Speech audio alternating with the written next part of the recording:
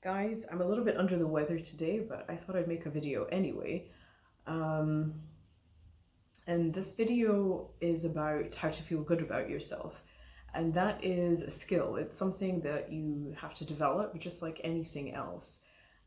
So a lot of us find that we wait for an achievement to happen, or we wait until a certain day arrives in which we're allowed to feel good about ourselves.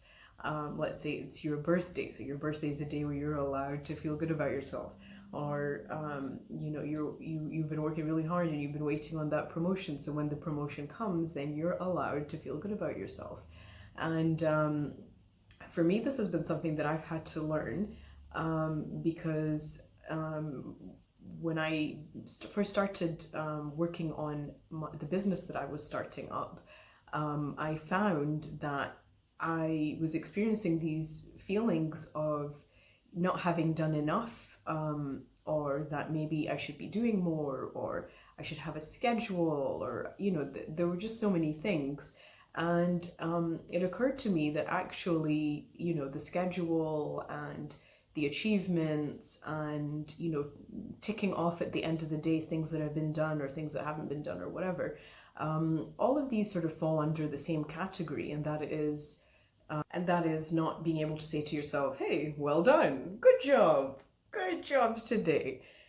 So this is sort of like a skill. So I started to look into this and how I might change my perception of what I'm doing, and talk to myself in a kinder way. And if you really think about it, I mean, you wouldn't go up to someone else and say, oh, what have you done today? Because that's rude. Like, it's rude to talk to someone like that. So why talk to yourself like that? Why ask yourself, what have you even done today? You know what I mean? Like, it's rude. So don't be rude to yourself. That's like one of the first things to acknowledge. And the others, there are a few other things that really help with feeling good about yourself, which are unrelated to, like, tasks or work, or just how you fill up the hours of your day. And they're more to do with, like, strengthening your self-image and self-esteem. And one of the things that you can do is to work on cultivating a sense of pride in yourself.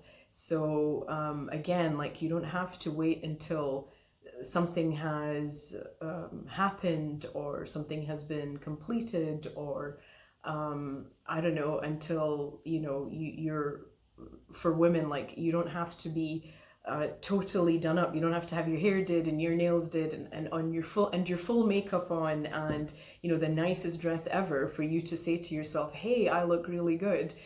There doesn't have to be a whole bunch of things that take place before the fact of you being able to say to yourself, oh, I look really nice, and feeling proud about how you look or things that you've done.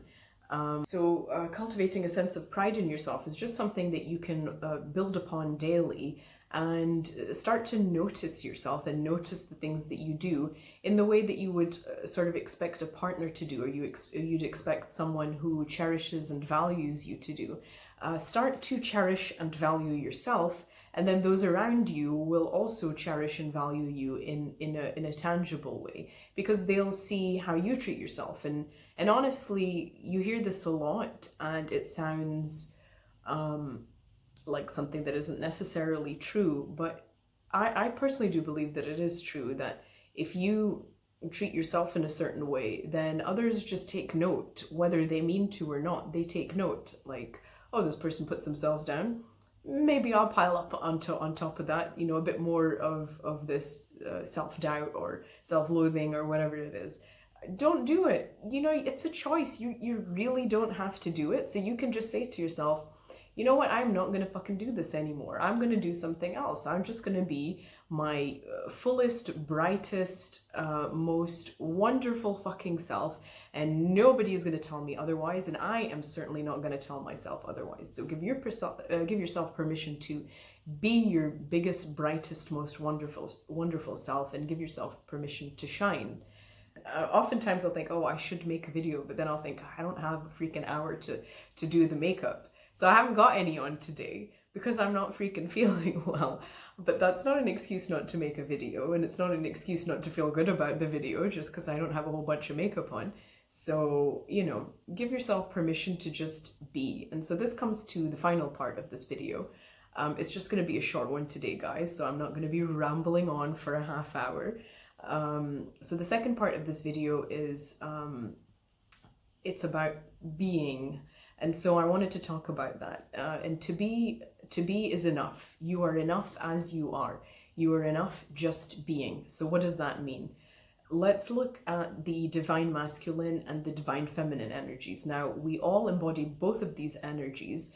However, if you're a guy, you're going to probably embody like masculine energy more. And if you're a woman, you're probably going to embody feminine energy more. Not necessarily the case, but let's just use that as an example right now. So divine masculine is the energy of doing. It's the energy of following something through. It's the energy of encouragement to others and to the self in order to persevere and keep going and to do and to make something happen. And the divine feminine is, the divine masculine is the energy, so it's the energy of like output. It's the energy of giving. And the divine feminine is the energy of receiving. It's the opposite energy. And what that means is to receive. What that means is to be nurturing. Divine feminine is creative energy. It's sort of like taking the time to sit and think and plan and come up with concepts and ideas and to really like make them the most creative that they can be. They're not necessarily like pragmatic or practical, but they're extremely creative. That's sort of the energy flow that's involved in the divine feminine.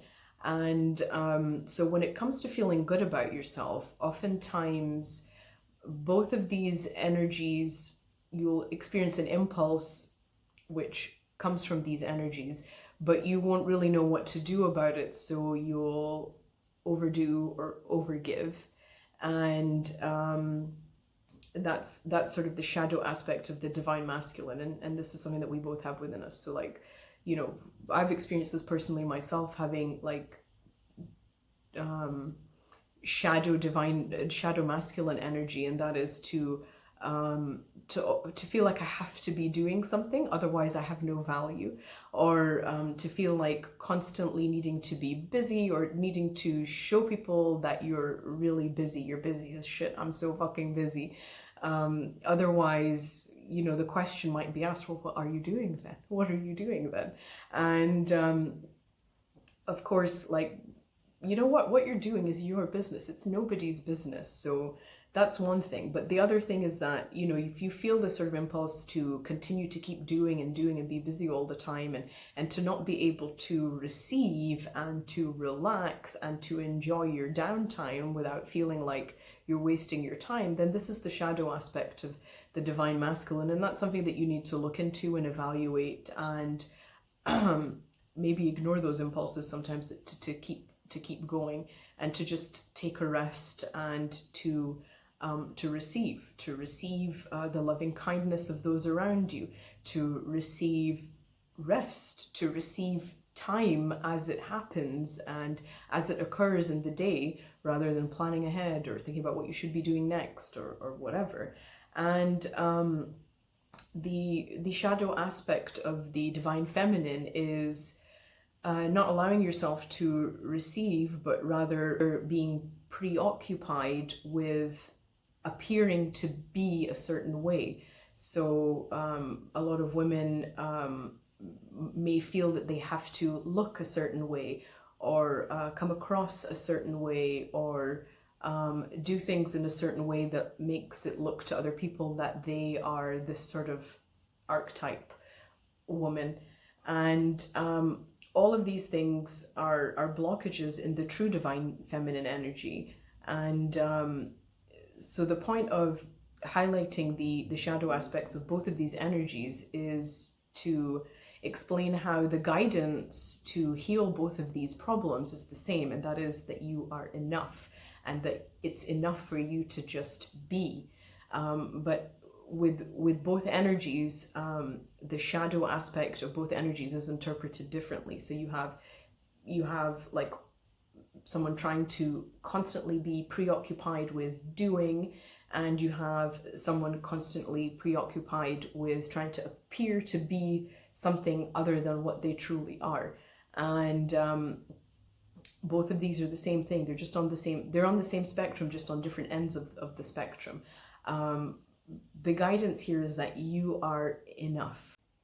And if you're constantly preoccupied with doing, and you're constantly preoccupied with being a certain thing, then it isn't possible for you to feel like you're enough, because these are all like, they're like a runaway train. Like these are sort of impulses that are out of control, and there's no end to them. Like there's no end to being a certain way, and there's no end to doing and being preoccupied. There's never an end to it. So you can never feel like you're enough, and what you are is sufficient, and what you do is sufficient. And so it's important to know this and to acknowledge it, and acknowledging things are the first step of healing. And stop yourself in the middle of these impulses and just say, no, hold up. This is enough, and I am enough. And what I've done is perfectly fine. It's good enough. It's great. It's awesome. And who I am is good enough. It's great. It's awesome. And that's that. And if you think, if the thought crops up again, just throw it out the window. Like, it's enough. You're enough. You're always enough. You're enough today. You're enough tomorrow. You were enough yesterday. You're enough in the days and weeks and months and years to come. You're always enough. You do not need to overdo. You don't need to overgive. You don't need to overextend yourself. You don't need to be anything that you aren't. You don't need to be a size 0. You don't need to have full fucking coverage foundation on all day, every day. You don't need any of these things. You just don't need it, because you are enough. These things are a poison to the soul. They sort of have you go off on a tangent that isn't even your life's path. It's just something that preoccupies the mind, and it blocks all of your creative energies, and it blocks your progress in life, because you're focusing on something that just isn't true. It's false. It's a falsehood that you need to be anything other than you are. So for men, you don't need to be anybody's hero. You don't need to be preoccupied and busy all day to have value. You are valuable. You are enough. You are the best version of yourself today, and you'll be an even better version of yourself tomorrow, but you don't need to overextend yourself in order to do that. And for women, you are enough. You don't need to be anybody's prize. You don't need to be anything other than what you are. You don't have to appear to be anything that you're not, because you're enough. You're beautiful the way that you are, and you don't need anybody telling you otherwise, especially yourself. Do not tell yourself otherwise, because that's the voice that you hear all day long. You're wonderful and you're fantastic. And thank you for watching this video. Please like and subscribe.